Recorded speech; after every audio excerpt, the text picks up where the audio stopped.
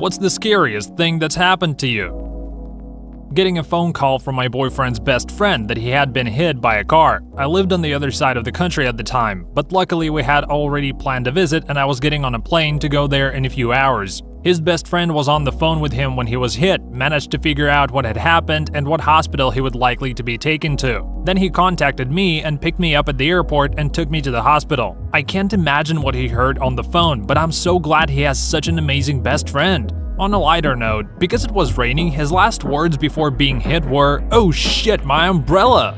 So this one's straight up weird, but I swear it's true. I had gotten my very first apartment back in 2006. It was a one-bedroom upstairs with a side entrance that had steps leading up to my door. You had to walk through 2 doors to access it, a private entrance if you will.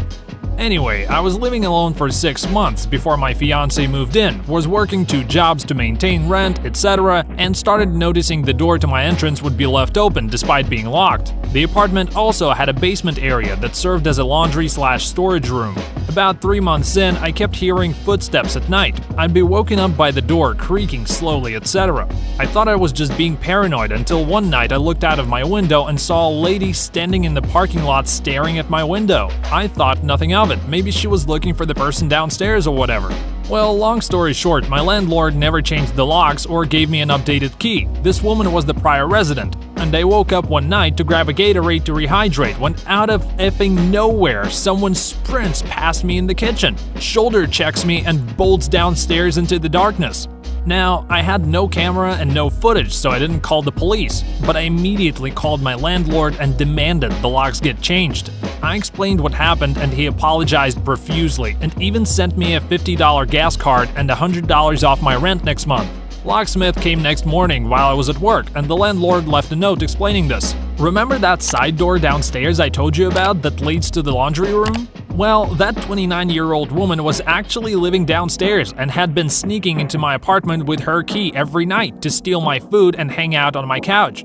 Dead serious. I found this out because the landlord found her in the storage closet. She tried running past him and he tackled her to the ground, identifying her and closing the case. While driving down the freeway with my friends, we were clipped by a car changing lanes. We were sent into a spin and ended up in the fast lane facing the wrong direction. I was in the backseat and still remember the sight of the cars coming to a sudden brake to prevent us from being in a head-on crash. Was a senior in high school while I was in the passenger seat and my friend was driving. We were merging onto the freeway and were clipped on the back bumper, which sent us spinning across 3 lanes of full traffic. I remember looking at the car directly behind us, while spinning and facing the wrong direction, and then I looked over and we were going full speed towards the median. I covered my eyes because, in my mind, if the glass shattered, I didn't want it to get into my eyes. We hit hard. Miraculously, didn't hit any other cars. The airbags flew out and knocked the wind out of me. I blacked out for a second, and when I came to, my friend was screaming and trying to climb over me to get out because the car hit on her side. My automatic reaction? Laughing. When I could finally get us out of the car, thankfully no major injuries, but I still have a crooked finger to this day due to the airbag. The woman who clipped us was crying and said she was so sorry and was trying to let us in. When the cops and EMT came, she said we cut her off. There was only one lady that I'll never forget. She pulled over in her truck, let us in, and safely took us to the other side of the freeway. Bless her soul. We were so scared. Cops talked to us and had one witness who stayed, who was on a motorcycle. I shit you not, they said he seemed a little loopy and under the influence, so they didn't take his statement. The birth of my son. My wife had to have a C-section when our oldest was born, so she had some complications with the second pregnancy when she had my son. One night she comes out after dinner and says she's bleeding. We called the doctor, who said to get to the hospital ASAP. We dropped everything and went. Dropped my wife with the nurses at the front of the hospital and parked my car. By the time I made it inside, they had 2 lines in her and were prepping for emergency surgery. I was able to walk with her to the door of the operating wing, but then they told me I couldn't come. Spent 3 hours pacing in the waiting room. When a nurse finally came out, they told me my wife died on the table twice. The complications caused her uterus to rupture during the C-section and she lost 7 units of blood. They more or less had her stabilized after removing her uterus and she was in the ICU recovery. Still couldn't see her. Asked about my son. He inhaled a mouthful of amniotic fluid on his way out and was in the NICU under observation. A couple of more hours and they finally let me see my wife because she was partially awake and screaming for me. She spent 2 days in ICU, 4 in trauma recovery, and 5 in inpatient while she stabilized. My son was okay after 4 days in NICU. Her doctor told us flat out the trauma her body went through was equal to being hit by a train. All in all, she had 9 units of whole blood, 8 units of plasma, and 5 units of platelets transfused before she finally stabilized. Saw the doctor last year as a customer at my work. I walked over and gave her the biggest hug in the world and thanked her again for giving me my wife back. I will never forget her and will always be thankful for that amazing woman. I was in a bus that crashed into a house. I was trying to nap after a late-night flight when suddenly the bus shook. So I opened my eyes and saw us going off the road, knocking down a small tree and then colliding with the house. There was a strong smell of gas, so we thought the bus was going to explode. We all had to get out through the fire escape window, and I cut my hand on broken glass when I landed. Thankfully, the bus didn't explode and everyone got out with only minor injuries. Nobody was home in the house either. 40 years ago, I got home very drunk at night.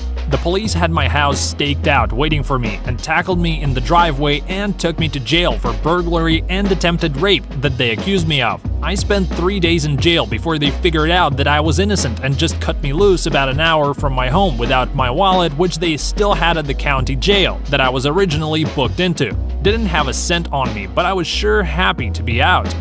Being on a bus in central London on 7/7. Had traveled up from Bristol early morning to attend a work meeting, and as the taxi queue was massive, we decided on the bus. Bus moved a little, but it was obviously gridlock. Internet access wasn't a big thing on mobiles then, so it took one of my colleagues having a phone call with a friend to find out there had been a bomb on the tube. I called my mom to say that I was in London, but not to worry as I was on a bus and safe. Then of course the bomb went off on the bus.